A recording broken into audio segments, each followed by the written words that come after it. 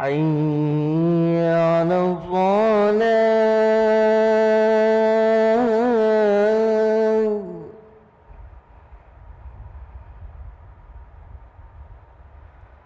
حي على الصلاة.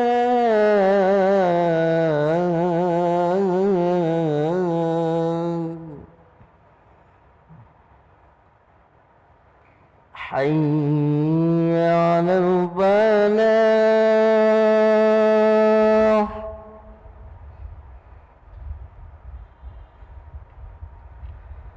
حي على الفلاح.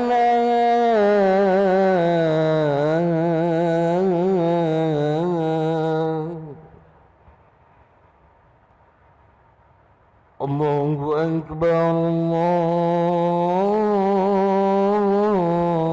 أكبر. لا إله إلا الله.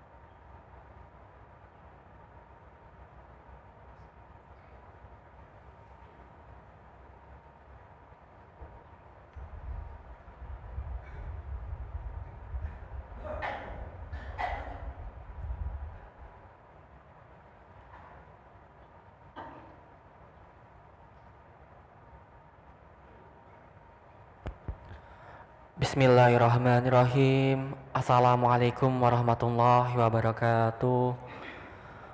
Alhamdulillah rabbil alamin. Allahumma salli ala sayyidina Muhammad wa ala ali sayyidina Muhammad, amma ba'du.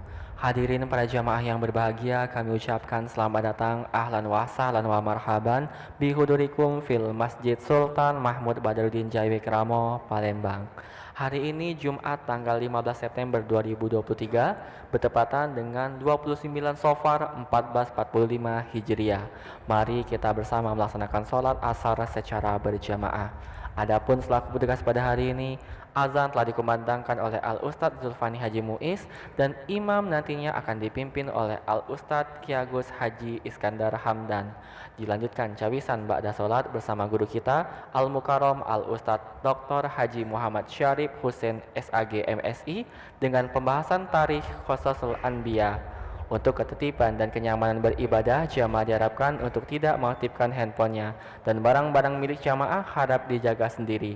Dan kami himbaukan kepada para jamaah untuk dapat mengikuti rangkaian zikir dan doa bersama imam.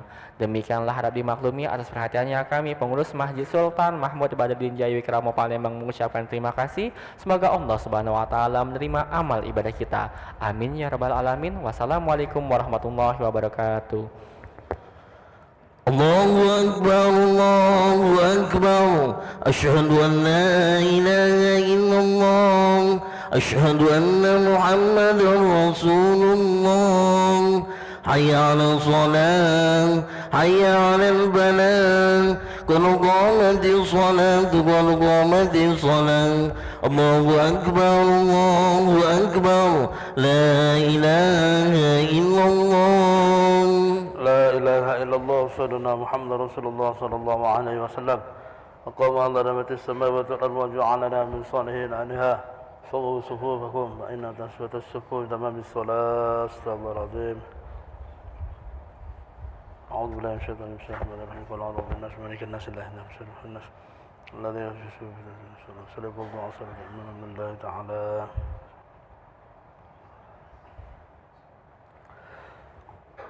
الله أكبر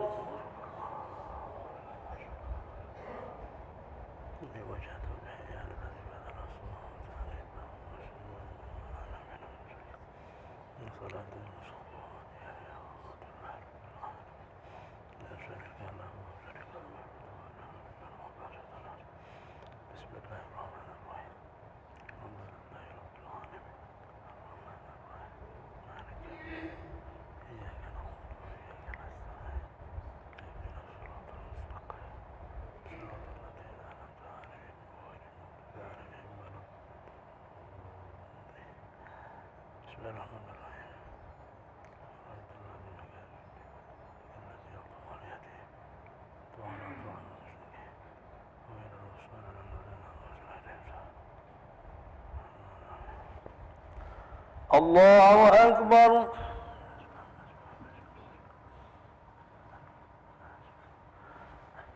سمع الله لمن حمده الله أكبر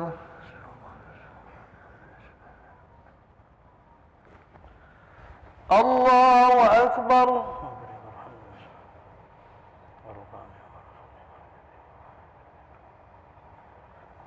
الله أكبر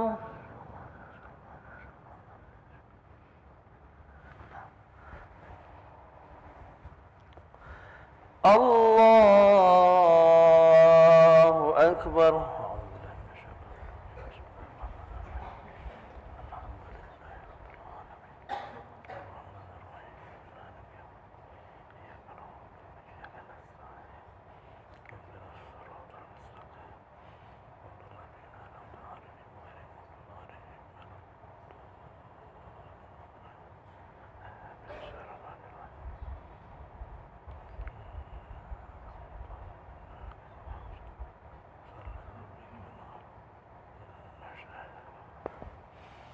الله أكبر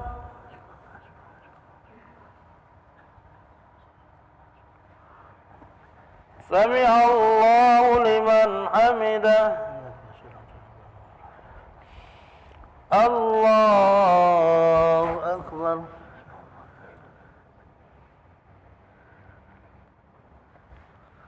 الله أكبر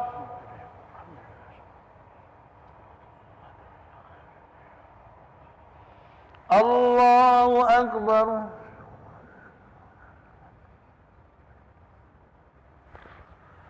الله أكبر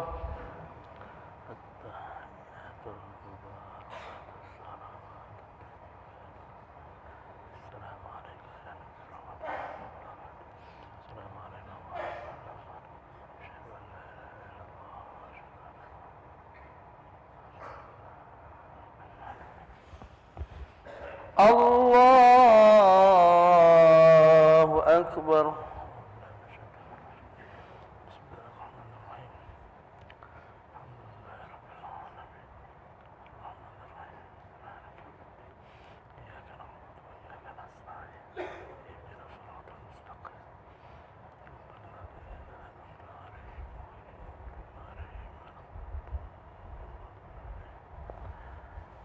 الله أكبر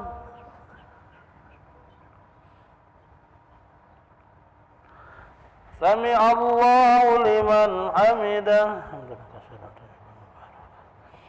الله أكبر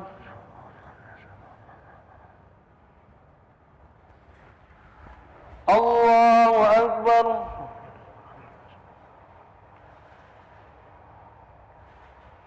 الله أكبر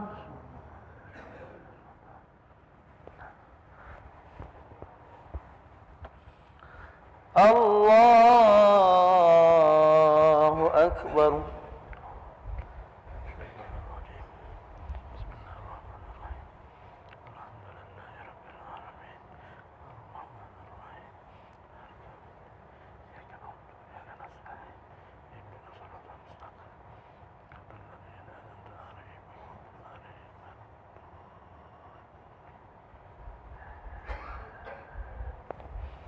الله أكبر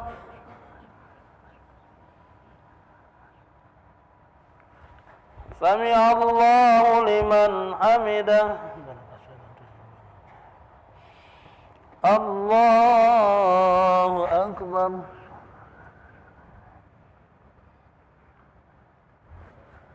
الله أكبر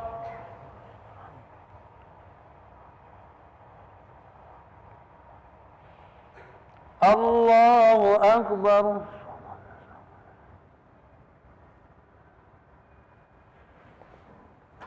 الله أكبر